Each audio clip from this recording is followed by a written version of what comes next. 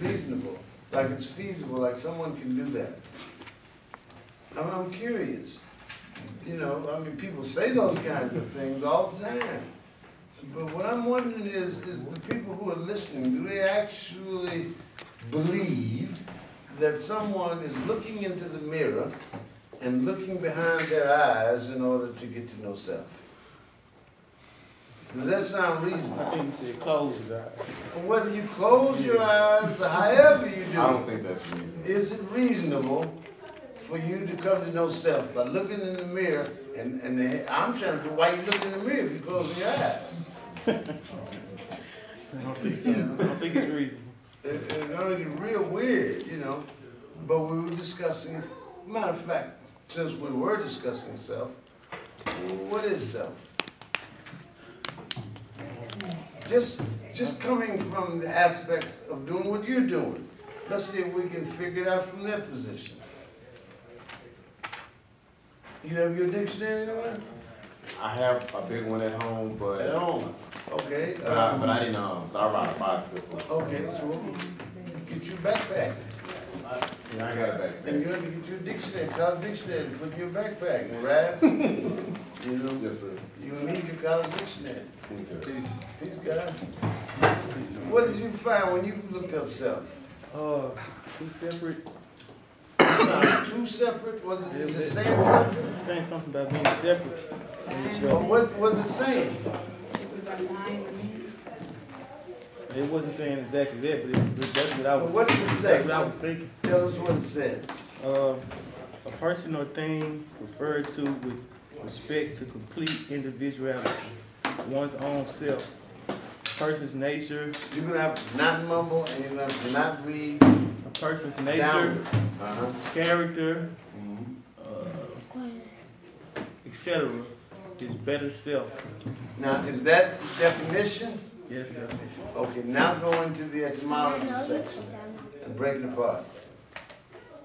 Does it have an etymology? Yes, it does. What does it say? I don't know what to say. Does it say anything? Why did I say itself? Good, but then we have to go past that because that's going to get us started. Okay, that's going to get us started, and itself deals with self. We don't have to erase it. Now, itself usually equals itself equals self. Itself. But now we're going to have to figure out what it is and what self is in order to understand itself. And most people, for some strange reason, when you might look at a baby and you say, oh, it really looks, like it's just it, but they'll say, well, it's not an it. What do they mean? What are they talking about? When they say, it's not an it, she ain't it. Well, what are they talking? It's a human. Humans ain't it. You ever heard that one? Well, the person who's talking, immediately you know they don't have a clue to what they're talking about. Immediately. They don't have a clue to what they're saying out of their mouths. Self will be big. It tells you they. Now we're going to have to start understanding what personal pronoun category they is going to fit in order to understand this later. You're going to have to go, see, in other words, everybody wants to assume that they understand just based on what they've accumulated as a thought about something that we've spoken about all of our lives. That's nonsense, so you can't do that. And when you do that, you're faking. You're faking, and you're assuming that you understand something that is correct, and you assume that to be correct, that you think you understand, when in a lot of cases it's not. All right? So in order to figure out self, you're going to have to get to itself. You're going to have to get to an aspect of, and understand what they actually is. And people are always saying, they say, You know, that's what they say. Who in the, well, who is they? Yeah, who is they? The subject. So you mean they is the subject? How can, oh, it is now the subject. And they also. Well, you know, it's going to be a strange thing about the it, because the it is going to actually deal with this letter that's in the word it. I. And now you've got to understand what I is. And I think if you go to the Latin with I, you're going to get the ego. Now we're going to get into a problem because the definitions that were created for ego recently in the 1930s, 1940s, those definitions that started coming into being for ego don't necessarily fit the original concept. Ego was actually the word ego in Latin. And that's how you got to go all the way back in order to understand what you're talking about when you're talking about I. Yes. I was reading and I came across the word Eno. E-N-O. Good. And I was trying to decipher that, and the best I could come with is man. Well, you know what? It's going to be strange. I think you're going to get, isn't that right? Enoch. No, no. How do you get enough? You. Oh, you got to have a U in there. You. E-N-O-U here. Now, O-U is going to give us a French vowel sound. Because, in fact, the O and the U are the same letter. And when they combine, they'll become O. Double O is U. Like in zoo. And you're going to start understanding about when these vowels connect what they're doing. But you know, it's strange. People will argue with you about this, especially when they've never bothered to look at any of this. That's when they argue, because they don't, why don't I know about it? I didn't learn that in school. You didn't learn a damn thing in school. You know? But in learning about the self, it's really a tricky thing to really learn about it. What I have tried to ask everybody to do is learn the alphabet before you try to learn about self. Learn about the alphabet. And when you start figuring out the alphabet, and you start figuring out how people were playing games, creating the language, those that actually knew what they were doing when they were creating the language, and you get to this word self, it really gets tricky. Now, what's that S right there? That's what I wanted to say. That's how you had me start off learning that. What? I didn't know if it was going too fast. No, it's not going too fast, but I know that in some cases, some folks have slowed down, but you were asking particular questions that got you aimed in a particular direction. It depends on the questions that you ask, which way you'll go. I guess. All right? But when you looked up S, the letter S, what's S mean? Curio? Curio, what is the S? S is, what is the S? Why are you asking him? I'm not asking him. You don't know the letter S. He won't help me. Oh, now you're telling on him. Good. I'm glad you're telling him. Yeah, he needs to help you. Please, God, did you look up the letter S? In your alphabet book, you have a copy of your alphabet book, right? Yes, I You have copied it. your book out, right? I have it on this. I haven't actually copied it out, Oh, but you ever copied it out? You haven't looked, have you looked up S? The no, sir, I have master not, sir. It is, yeah, but that's not the picture. The picture is not the masticator or the masticator. He told me that. Wait a minute. And you shouldn't repeat what he told you. That makes you the sucker. You just repeat what somebody tell you without checking. I didn't bring your book today. Well, you need to bring it every day. I think S is, do you have an S in your book? I didn't Is bring it my a book. tooth? It's a tooth. Good, a tusk or a tooth. No problem. What? Shin and Hebrew. Good, no problem. Good.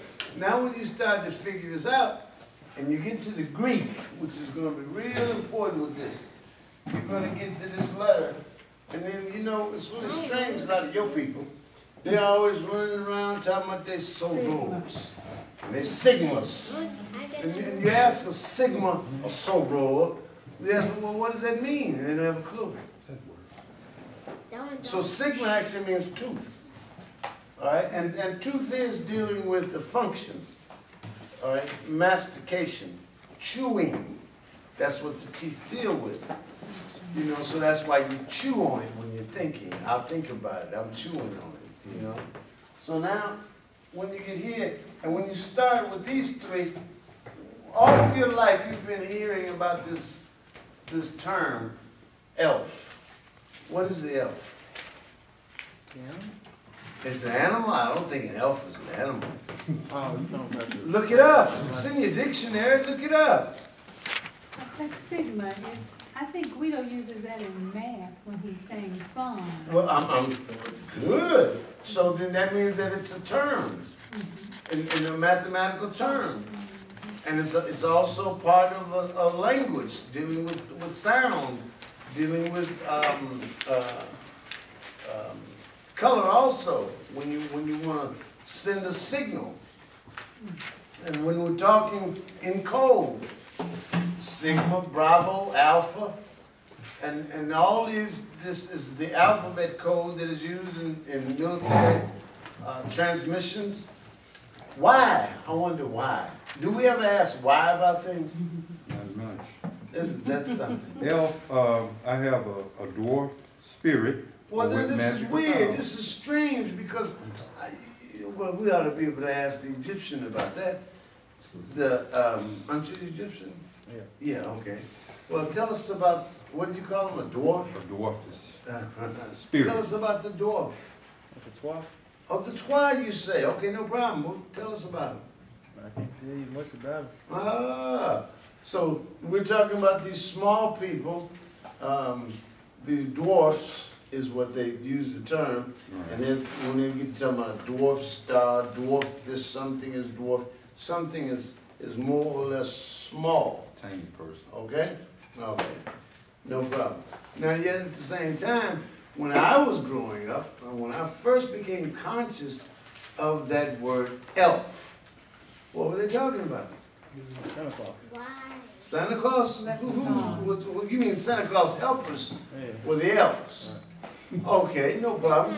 Well, funny thing is now, okay, now, in Egypt, I'm gonna give it to the Dad. story of the elf or the helpers was the 7 miners. You know, when the mountain first stuck his head up out of the water, it had 7 miners or attendants.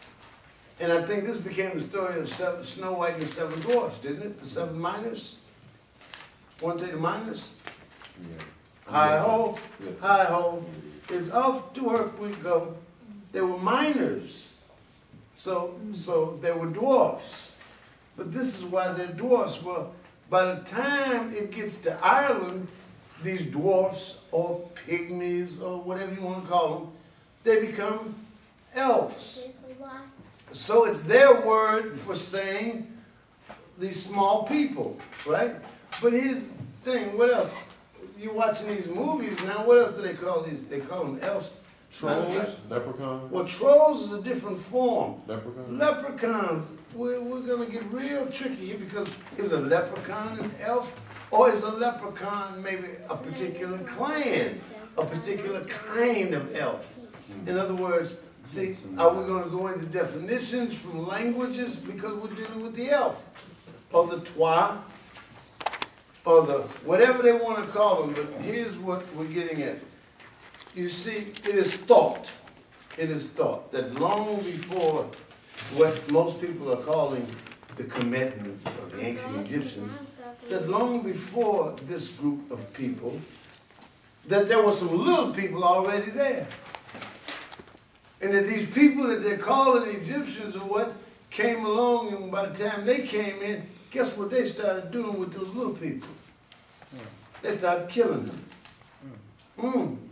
That happens all over the planet. It's still happening.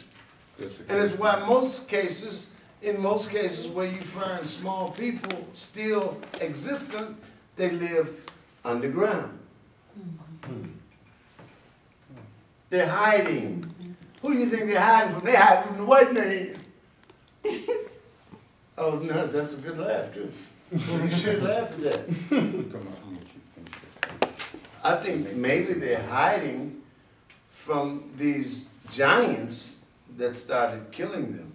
Well, that's what I got here at Troll. What does it say? It says a Scandinavian folklore, a giant, then it says later, a friendly but often mischievous dwarf.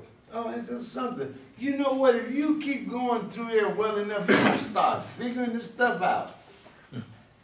But guess what we can't do? We can't figure it out because we won't figure out how to decipher and decode these books. It's right in front of us, but we just won't figure it out for some reason because we won't do the work. You like this, too? Well, tell me why. Why do you think most people just refuse?